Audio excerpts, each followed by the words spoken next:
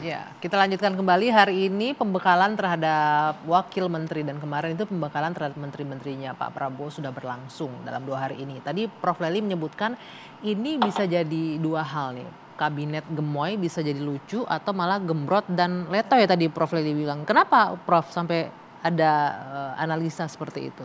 Ya. Dinamikanya kan kalau yang kita bayangkan ya, kementerian yang akan dibuat oleh Pak Prabowo memang bertambah. Dan tentu otomatis akan menambah orang. Maka penambahan itu sendiri akan membuat situasi berubah. Oke. Nah, tetapi kita tidak pernah membayangkan sampai melebihi 100 orang itu. Jadi kalau ada dalam bayangan 44, ya 44 itu aja gitu lah kan. Nah, kemarin dalam bincang-bincang kita di luar di kampus ya, kita menyatakan kalau begini situasinya berarti Pak Prabowo seperti ingin mengakomodasi semua pihak. Sehingga membebani tubuhnya sendiri, semua lemak-lemak menempel di sana gitu kan. Semua kapasitas yang tidak penting bagi kesehatan tubuh juga ada di sana. Sehingga bagaimana cara menyingkirkan. Siapa aja tuh kapasitas yang nggak penting bagi kesehatan tubuh kalau Prof. Lely lihat dari nama-nama yang muncul? Tadi Anggi juga sudah menyatakan kalau itu mewakili beberapa unsur. Apakah ada unsur-unsur yang memang penting untuk diambil langsung 4 orang atau 1. Kalau bisa 1 orang saja mewakili sebuah komponen, sebuah komunitas. Misalnya dari musisi atau artis gitu. Iya gitu. Oke. Nah kita membayangkan dia akan berada pada posisi yang mana nih, wakil menteri yang mana misalnya, atau dia menteri atau kepala badan atau apa. Kan Pak Prabowo menjanjikan kabinet yang second kabinet ya, artinya kan profesional. Profesional saya dari dulu tidak pernah ingin membandingkan antara politisi sama profesional sebenarnya, karena di politisi juga banyak yang profesional ya. Kayak Mas Wiyadi ya. Tapi kita juga harus melihat kapasitas orang itu sendiri gitu kan. Kalau dia kapasitasnya, saya ingat perkataan Nazaruddin Umar ya, Nazaruddin Samsudin kalau nggak salah pernah mengatakan, kalau kapasitas orang itu hanyalah sebagai produksi sepeda, mana mungkin dia memproduksi mobil, seperti itu. Oke. Nah, ini ada terkesan sepertinya Anda meragukan nih kapasitas dari beberapa yang muncul. Saya nggak tahu yang mananya Prof, tapi apa yang membuat Prof. Lely ragu nih dengan kandidat yang dipilih oleh Pak Prabowo? Iya. Menurut saya kalau Pak Prabowo ingin mengakomodasi, tidak semuanya harus diakomodasi. Saya bilang tadi, kapasitas untuk mewakili sebuah kelompok tidak harus langsung 4 orang, mungkin 1 orang. Kita tanya langsung nih sama Pak Wiyadi. Pak Wiyadi, ini tadi disebutkan, ini Pak Prabowo kayaknya dengan membebani dirinya sendiri dengan lemak-lemak di tubuhnya yang nggak sehat katanya tadi gitu, dan mencoba mengakomodir semua kepentingan. Ya, jadi mungkin saya akan berikan satu pemaparan ilustrasi. Pertama adalah terhadap menteri-menteri lama, menteri-menteri Pak Jokowi. Bahwa dalam situasi yang sekarang ini bagaimanapun juga Pak Prabowo adalah tetap mengusung daripada kampanye adalah keberlanjutan. Artinya keberlanjutan ini adalah melanjutkan apa yang sudah ada sekarang ini dan melanjutkan apa yang sudah baik untuk dilanjutkan dan menyempurnakan. Ini memang dari awal inilah slogan daripada Pak Prabowo dalam pemerintahan ke depan. Komitmen Pak Prabowo, Pak Jokowi. Itu komitmen kepada rakyat. Oke. Ya, melanjutkan. Pada saat itu kan kampanyenya sukanya kita akan melanjutkan apa yang sudah dilakukan oleh Pak Jokowi. Waktu itu kan kita mengatakan demikian.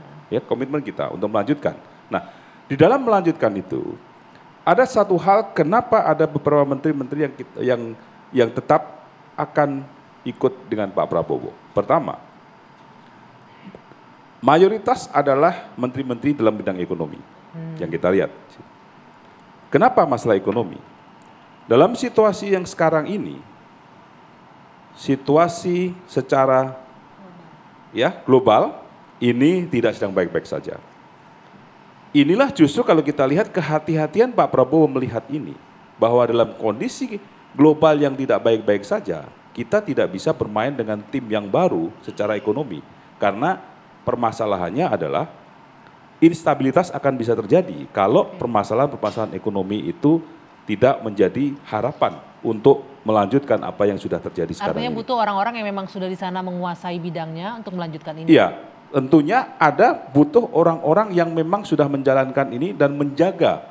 Seperti misalnya Bu Sri Mulyani menjaga APBN dengan sistem dengan baik, dengan prudence. Tentunya dengan menjaga APBN ini, tentunya kita ingin menjaga APBN kita tetap sehat. Nah, ini dengan APBN yang sehat, dengan pertumbuhan ekonomi yang terjaga, maka bagaimana kita tetap keluar dari situasi global ini. Ya, Nah, Pak Wi, tapi sebenarnya kan dengan siapapun orangnya, selama leadernya, presidennya minta ini dijaga harusnya bisa dong tanpa berharap dengan orang yang itu itu lagi. tidak bisa semudah itu karena berbagai macam sektor kita bicara, ya, berbagai macam sektor. Nah, satu hal lagi, kalau kita katakan kenapa ini menterinya semakin banyak, justru Pak Prabowo melihat efektivitas daripada kementerian-kementerian ini yang dilihat bahwa belum efektif dan belum fokus dalam melaksanakan program-programnya. Artinya begini, seperti UMKM dan koperasi. UMKM dan koperasi mungkin kementeriannya dipisah. UMKM sendiri, koperasi sendiri. Permasalahannya kenapa? Karena pada saat UMKM dan koperasi, mana yang difokuskan? UMKM dan koperasi dalam kementerian yang demikian besar, ini tidak bisa fokus. Jadi mana alasannya yang lebih Jadi untuk alasan efektivitas dan fokus. lebih gitu ya. fokus dan efektif sehingga menteri ini banyak yang memang dipisah-pisah, kementerian-kementerian besar yang dipisah-pisah sehingga lebih fokus dan efektif. Oke, saya mau minta pendapatnya Bung Hensat. Bung Hensat, benarkah ini akan jadi lebih efektif dengan kementeriannya semakin banyak, dibelah-belah, lebih fokus nanti kerjanya? Tidak membebani? Ada beberapa kementerian yang saya setuju tuh, misalnya kayak Kementerian Pendidikan, Ristek, Dikti segala macam itulah yang akhirnya Pak Nadiem juga nggak mau jujur ke kita tuh kalau dia nggak bisa mengontrol kementeriannya, sehingga menurut saya sih hasilnya nggak bagus tuh. Selamat ulang tahun ya Pak Prabowo. Sempat kita.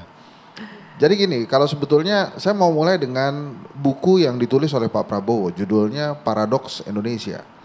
Indonesia kaya raya, tapi rakyatnya banyak yang miskin, kata Pak Prabowo. Nah pada saat Pak Prabowo manggil menteri itu, sebetulnya kan kalau menurut Undang-Undang 61 tuh boleh-boleh aja. Berapapun menteri yang dibutuhkan silahkan.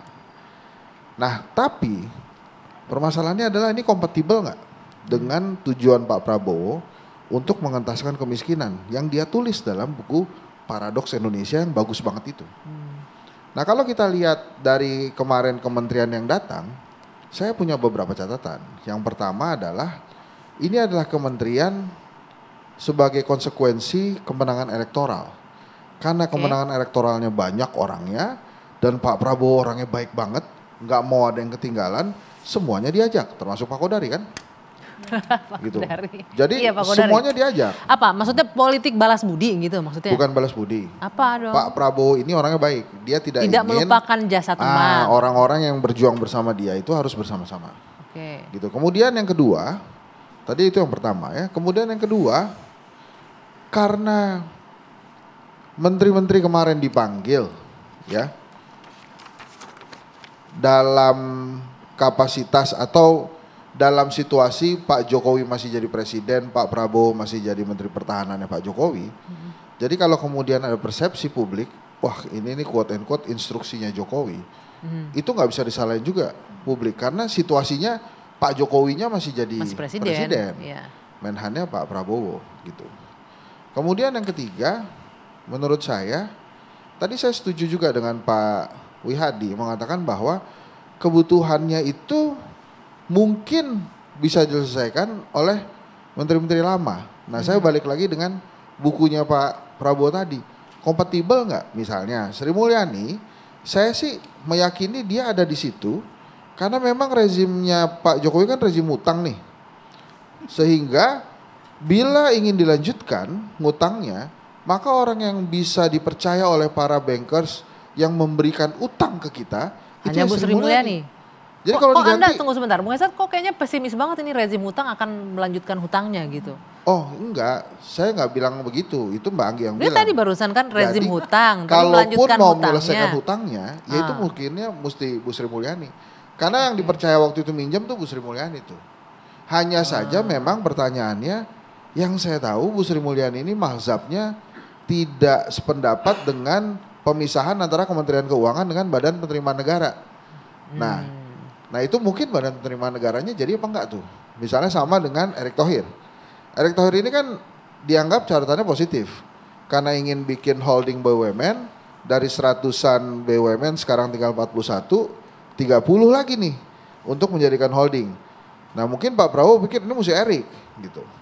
Nah apakah kemudian Erick Thohir itu datang sebagai profesional atau di endorse partai atau di endorse NU, ya itu cuma Prabowo yang tahu. Gitu. Nah, kemudian catatan saya selanjutnya, tanggung nih.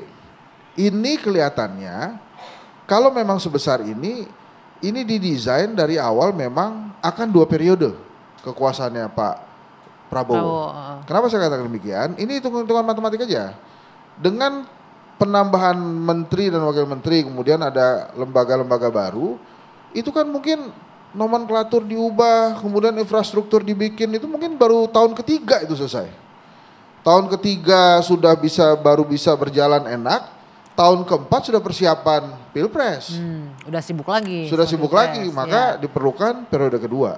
Jadi itu catatan saya tuh. Nah, tapi garis bawahnya adalah mampukah menteri-menteri yang kemarin hadir itu kompatibel dengan apa yang ditulis oleh Pak Prabowo dalam bukunya Paradoks Indonesia itu. Tapi jadi pertanyaannya yang ditulis di buku masuk ke visi misi kemarin atau enggak gitu? Ada. Maksud saya gini, orang-orang yang kemarin dipanggil itu cuma sekedar dipanggil nyenengin Pak Jokowi atau memang dia kompatibel dengan visi misinya Pak Prabowo. Kita tanya nanti sama yang salah satu yang dipanggil gitu. Nanti ya, tapi kita jeda dulu sejenak. Apakah begitu? Nanti jawabannya saat lagi di Dua Sisi.